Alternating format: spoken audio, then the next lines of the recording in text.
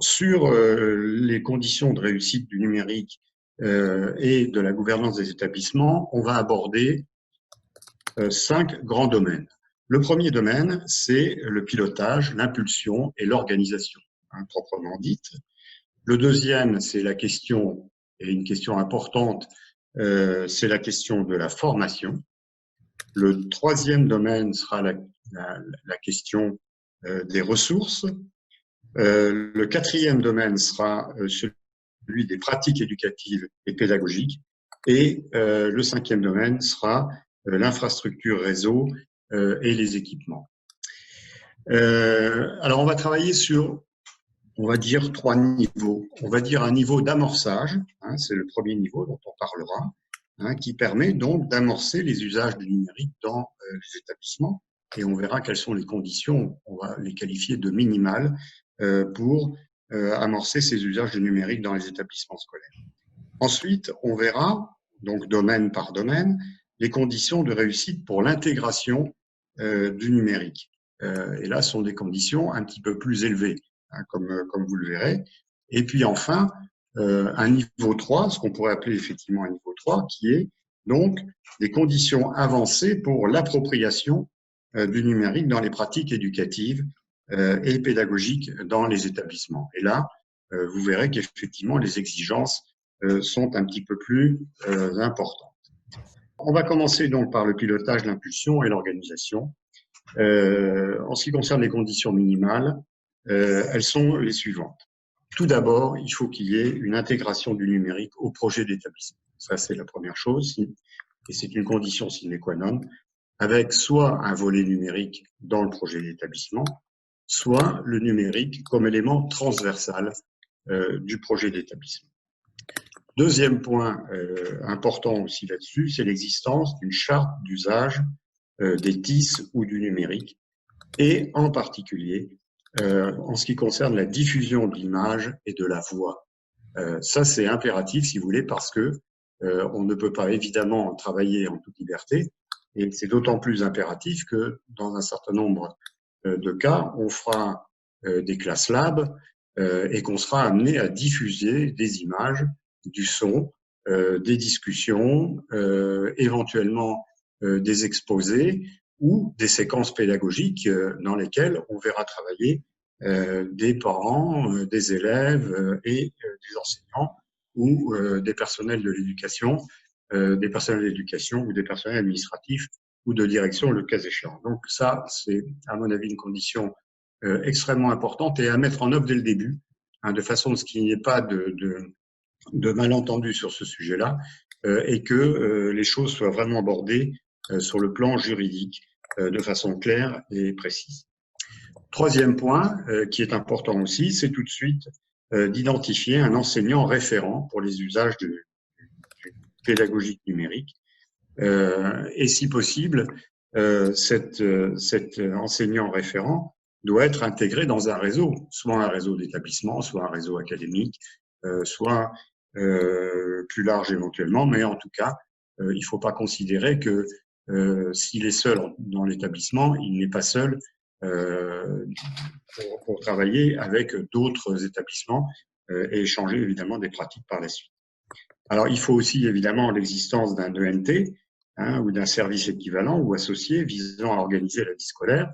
Et la vie scolaire, c'est donc organiser les relations avec les parents d'élèves en particulier, parce qu'ils sont partenaires. Et vous verrez plus tard, à la fin de mon exposé, je vous expliquerai pourquoi il faut beaucoup travailler avec les parents d'élèves quand on est sur le numérique. Dernier point, en ce qui concerne la condition minimale, donc c'est la diffusion d'informations actualisées au grand public, c'est-à-dire l'existence d'un site web propre à l'établissement. Voilà donc pour le début. Après, si on passe, en ce qui concerne le pilotage, l'impulsion et l'organisation à l'intégration proprement dite, il faut prévoir dans un deuxième stade l'animation d'une commission d'enseignants pour le numérique dans l'établissement. Alors, il doit y avoir évidemment des enseignants, mais il peut y avoir aussi des personnels d'autres catégories. Il faut aussi prévoir une charte d'usage intégrant les éléments ce qu'on appelle le savoir-vivre, avec le numérique et de l'étiquette, articulation avec une charte de vie dans l'établissement.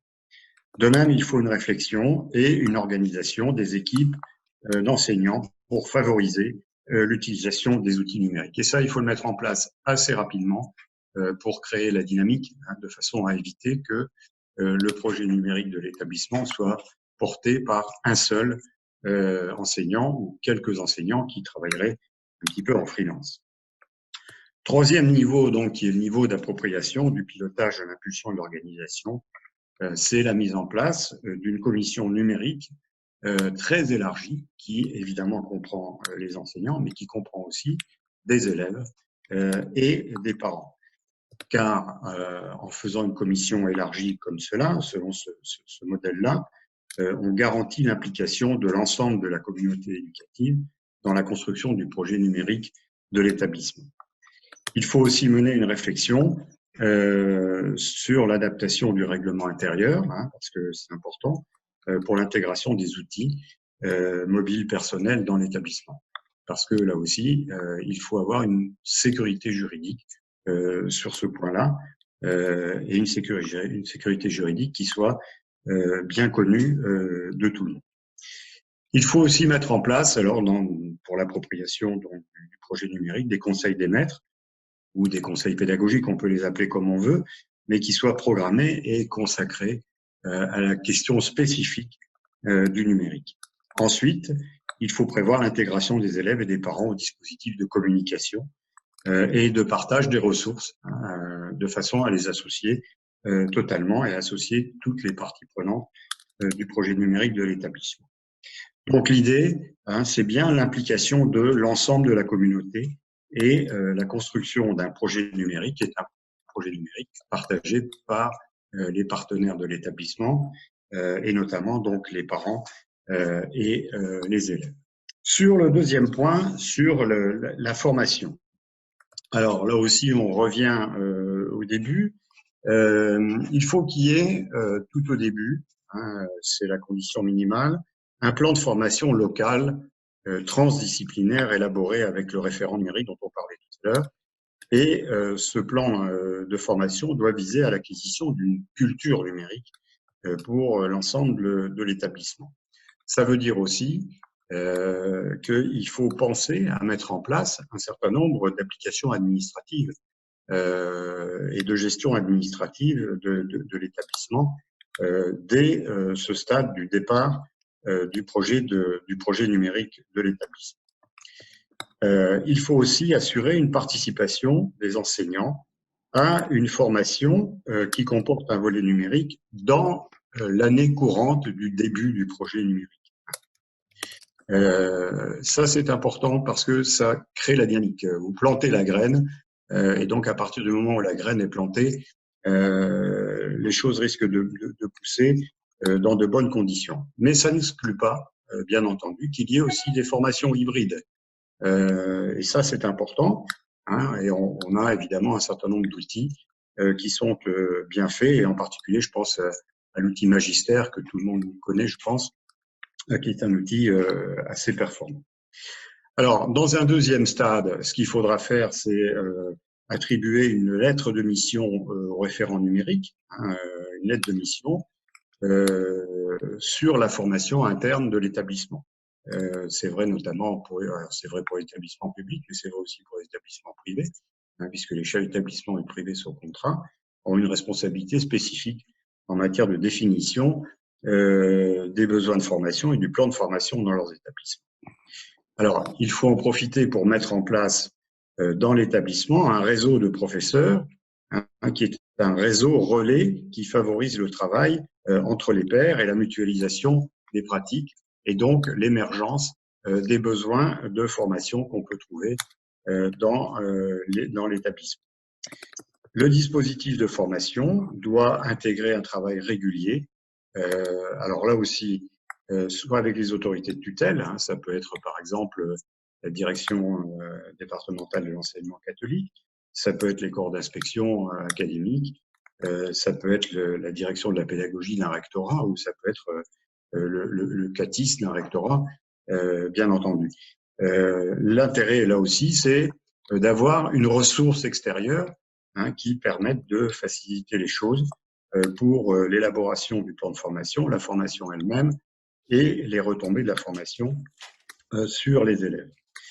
Il faut ensuite procéder à un encouragement, une valorisation de l'accompagnement entre pairs et la mutualisation des pratiques numériques qu'on a évoquées un tout petit peu tout à l'heure. Il ne faut pas oublier la formation de l'encadrement au numérique éducatif, parce que il faut là aussi que l'encadrement partage un certain nombre de choses avec les enseignants. Il faut qu'il y ait effectivement donc une appropriation le plus possible de la communauté adulte de l'établissement autour du numérique. Et il faut créer un certain nombre de rencontres de façon à ce que les choses soient partagées et notamment en ce qui concerne la formation. Troisième niveau donc pour la formation, qui est l'appropriation du numérique. Et bien là, il faut faire un suivi d'action de formation pédagogique intégrant le numérique pour plusieurs enseignants par pôle disciplinaire, c'est-à-dire qu'on va faire travailler les enseignants de cette façon-là.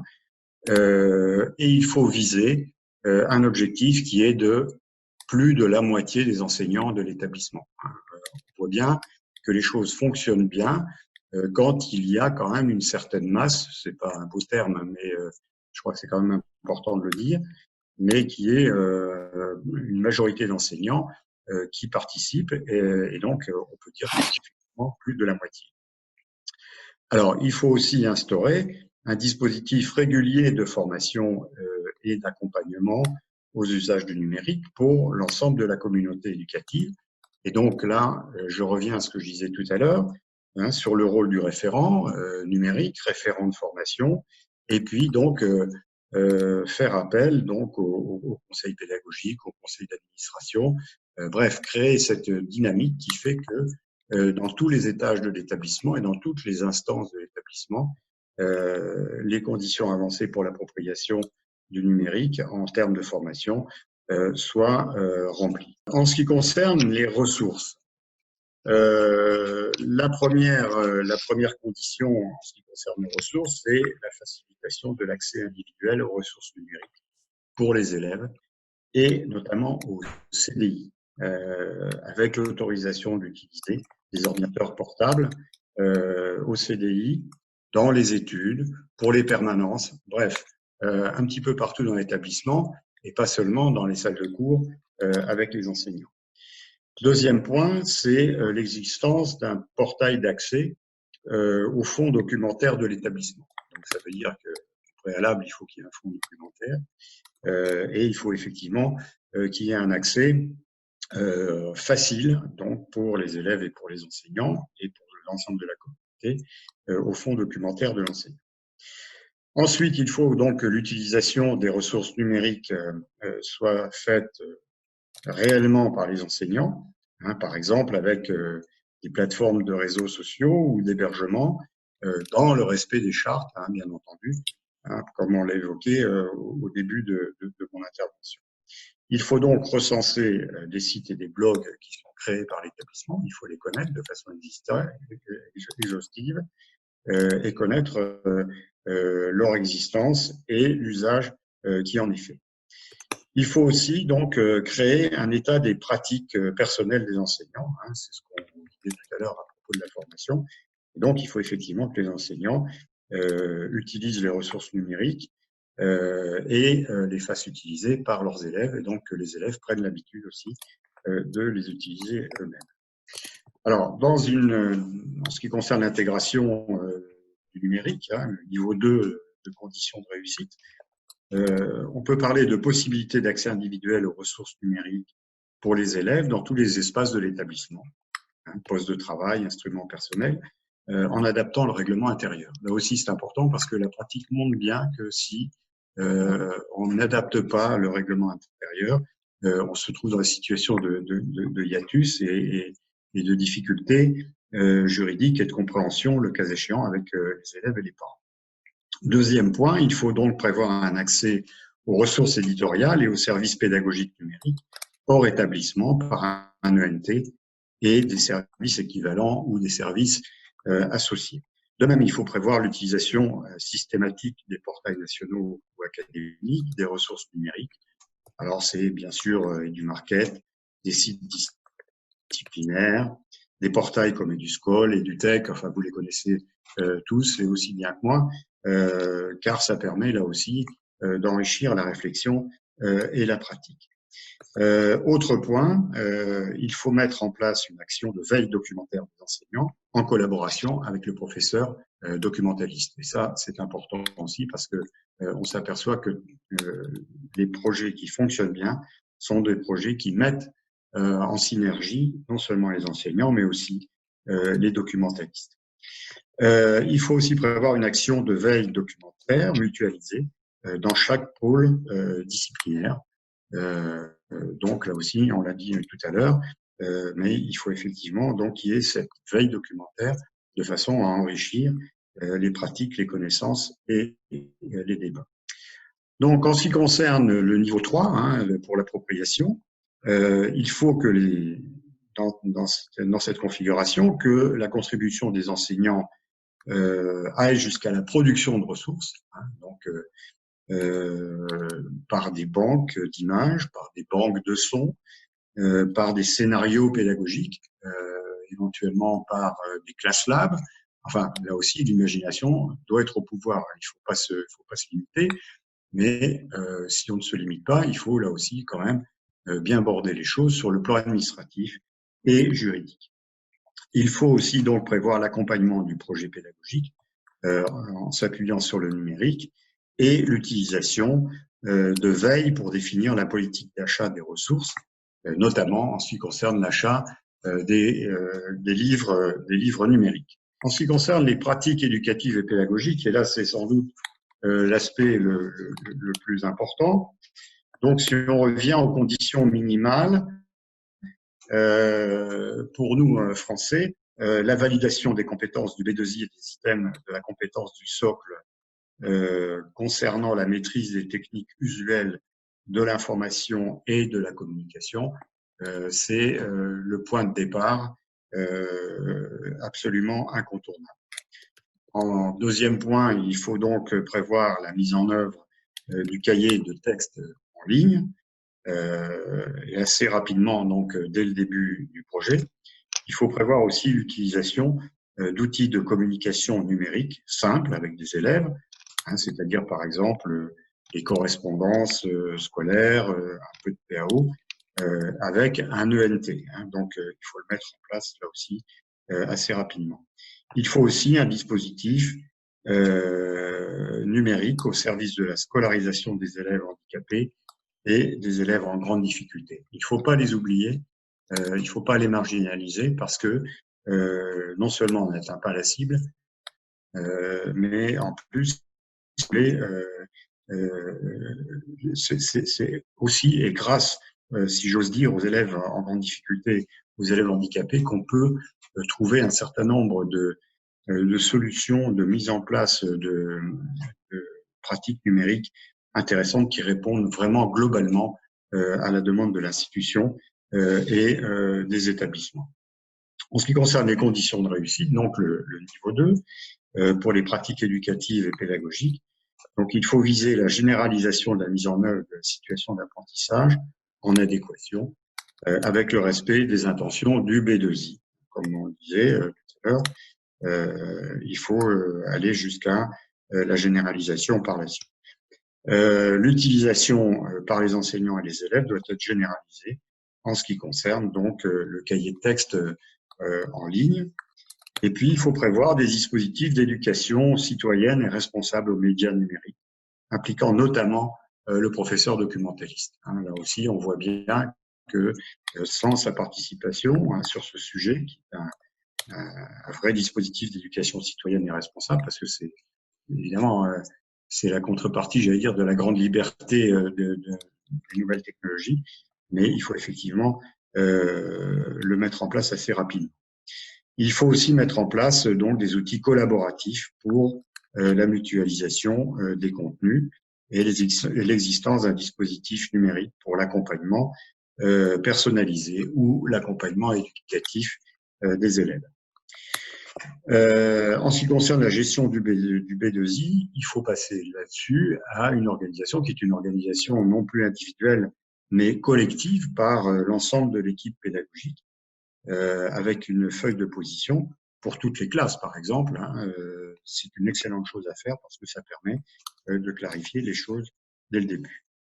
En ce qui concerne donc l'appropriation du numérique dans les pratiques éducatives pédagogiques, donc on parlait tout à l'heure donc de la validation du B2I par au moins la moitié des enseignants, c'est ce qu'on a déjà vu sur autre chose, mais il faut effectivement que les choses se fassent de façon relativement massive, complètement massive.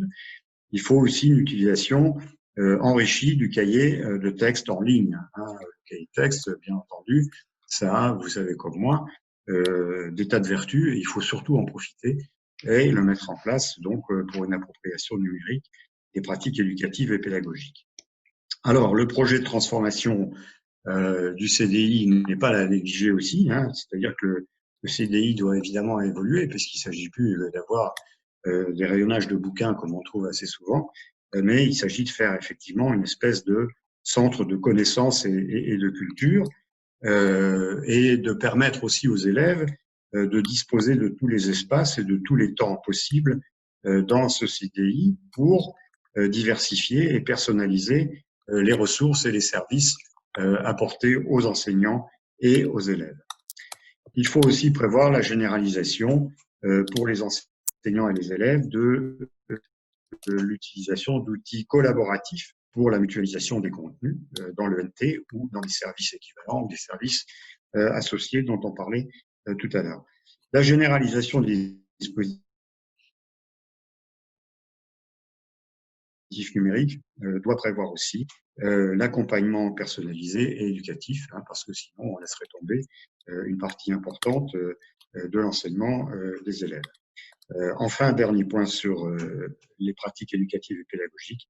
Donc, il faut tendre à l'utilisation généralisée des instruments et des ressources numériques par les élèves. Alors, je voudrais vous parler d'un dernier point parce que c'est le nerf de la guerre, en définitive aussi, c'est la question des infrastructures, des réseaux et des équipements. Alors, sur les conditions minimales, il faut bien entendu prévoir dès le début du projet, un accès au haut débit un petit peu partout dans l'établissement. Mais il faut aussi prévoir tout de suite un dispositif de filtrage pour l'accès au web. Là aussi, il faut être assez prudent. On a affaire à des élèves, on a affaire à des mineurs, et donc il faut effectivement procéder à la mise en place de ces dispositifs de filtrage. Il faut prévoir aussi du câblage réseau, avec au moins une prise par salle de classe. Ça paraît de bon sens, mais encore faut-il le dire. Et il faut prévoir aussi un accès individuel sur le réseau de l'établissement pour tous les usagers. Ça, c'est le départ. Et donc, prévoir aussi un poste de travail enseignant dans au moins une salle par pôle disciplinaire et donc reconcevoir l'utilisation des salles de classe en fonction de la mise en place du projet numérique. L'accès des élèves aussi au réseau d'établissement et des instruments numériques doit être effective, mais les instruments doivent être évidemment partagés ou individuels, mais en tout cas, il faut travailler sur cette dimension-là. Ça veut dire donc que les systèmes de maintenance et les équipements de réseau doivent être envisagés dès le départ de la mise en place du projet numérique. Et puis, il faut aussi repenser la classe, c'est-à-dire la présence dans la classe d'outils numériques qui soient partagés par les élèves. Alors, c'est par exemple des classes mobiles, un dispositif de fond de classe, qui sont évidemment très utiles parce que les enseignants, dès qu'ils commencent à travailler sur les numériques, font appel à ces dispositifs dont ils ont encore besoin, et j'allais dire même peut-être encore plus besoin pour permettre le travail en groupe, la production de certains élèves, et puis la mise en place d'activités encadrées. Si on veut passer au niveau 2 en ce qui concerne les infrastructures, Je recommanderais donc de faire un accès au réseau de l'établissement par un mot de passe unique à Internet, un mot de passe unique pour tous les utilisateurs de l'établissement, ce qui a l'avantage de simplifier les choses et d'être clair effectivement pour tout le monde. Il faut aussi prévoir la généralisation de l'équipement des salles en matériel de vidéo projection, hein, bien entendu, et puis l'équipement des enseignants en terminaux mobiles et l'existence d'au moins un point d'accès sans fil dans l'établissement. Alors, cela veut dire aussi que à partir du moment où on met en place ce genre de dispositif, il faut prévoir l'existence d'un plan de renouvellement des équipements numériques à terme, hein, parce que là aussi, on sait que en la matière, les choses vont très vite, mais que les financements sont peut-être parfois relativement difficiles à trouver, et donc il faut s'y attaquer rapidement. Alors, en ce qui concerne donc l'appropriation du numérique pour les infrastructures et les réseaux, dans un projet planifié d'accès à un débit Internet adapté aux usages et adossé à une analyse des trafics Internet et au flux de réseau, l'analyse doit être faite là aussi par l'ensemble des personnels, mais surtout en particulier la direction de l'établissement, et donc elle doit interpeller son management. Ensuite, il faut évidemment prévoir un câblage réseau avec plusieurs prises dans l'ensemble des salles de classe, et puis généraliser l'équipement des salles en matériel vidéo et en projection interactive. C'est-à-dire, je dis bien généraliser. Donc, vous imaginez que les coûts sont assez importants. Là aussi, il faut prévoir des postes de travail pour les enseignants dans chaque salle de classe, et puis la généralisation d'un accès sans fil sécurisé dans l'ensemble de l'établissement. J'ajouterai là aussi d'expérience, parce qu'on l'a vu dans un certain nombre d'académies, qu'il faut prévoir l'accès aux élèves aux EIM, c'est-à-dire aux équipements individuels mobiles. C'est important, hein, en particulier pour les usagers nomades, et l'accès aux postes, à des postes de libre service, des postes en libre service. La première chose, si vous voulez, c'est que pour réussir un projet numérique dans un établissement, il faut qu'il soit partagé. Vous l'avez entendu tout au long de l'exposé que je viens de faire sur les différents points, sur les différents domaines.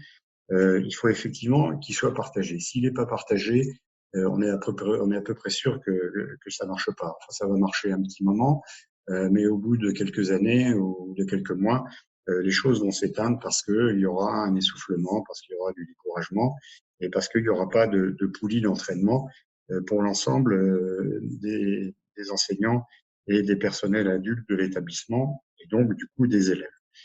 Donc ça veut dire aussi qu'il faut l'animer. Et pour un chef d'établissement, c'est important parce que c'est à lui qu'il revient la responsabilité d'animer ce projet numérique. Mais animer va aussi changer les habitudes et puis créer des incertitudes. Et donc, il va falloir aussi penser à rassurer. Hein, rassurer les professeurs. Hein, ceux qui n'ont pas de mal à entrer dans le numérique, ça va très bien. Mais ceux qui sont un petit peu plus réticents, ben évidemment, il va falloir les rassurer, leur expliquer qu'ils peuvent y arriver, que c'est faisable pour eux et qu'ils ne sont pas tout seuls à le faire et qu'ils sont évidemment en situation de partage et en situation de co-responsabilité et en situation d'aide aussi.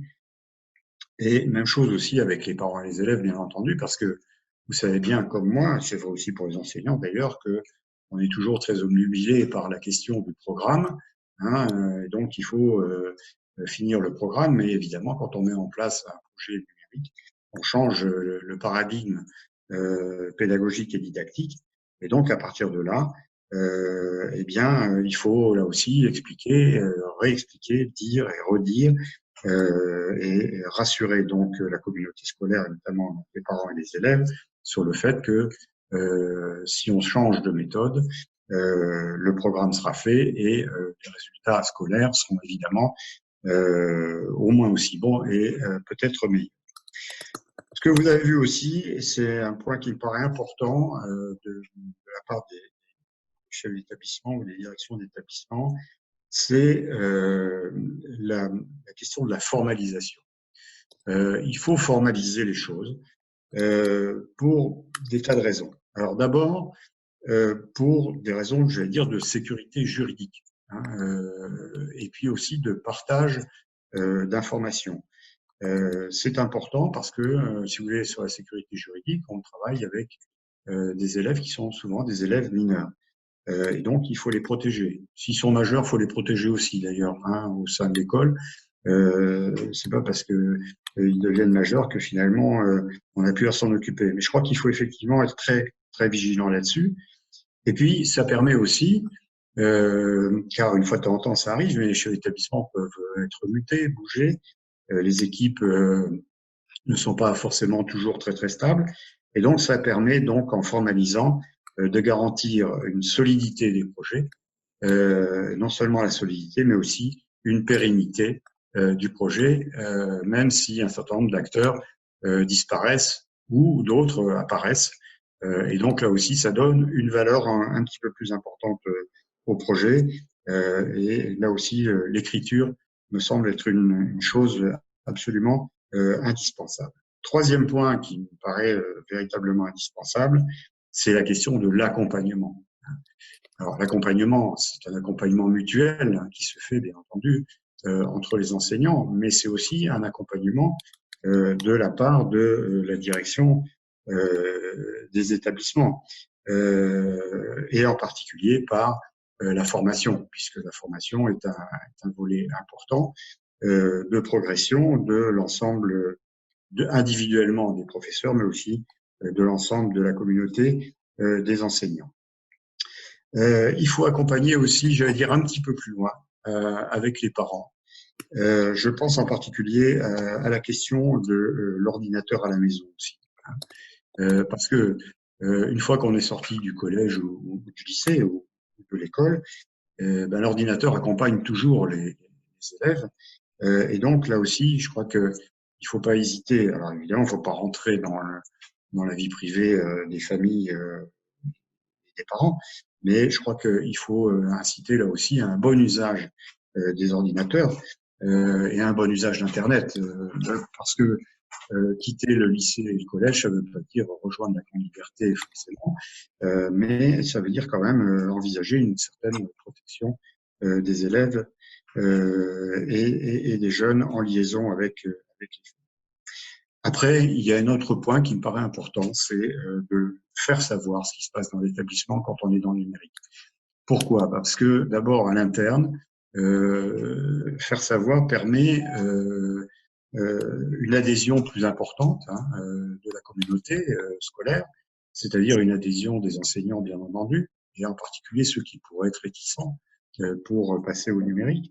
Et puis aussi une adhésion des parents d'élèves, et ça revient un petit peu à la question que j'évoquais tout à l'heure sur la question de rassurer hein, dans la mise en place des nouvelles technologies. Donc là, il faut effectivement le faire savoir, puis il faut le faire savoir aussi à l'externe. Je crois que c'est important vis-à-vis des autorités de tutelle, quelles qu'elles soient, et puis aussi vis-à-vis des corps d'inspection et vis-à-vis de l'extérieur, et notamment des collectivités territoriales ou des organismes de gestion qui peuvent avoir une tutelle ou une responsabilité dans le fonctionnement de l'établissement.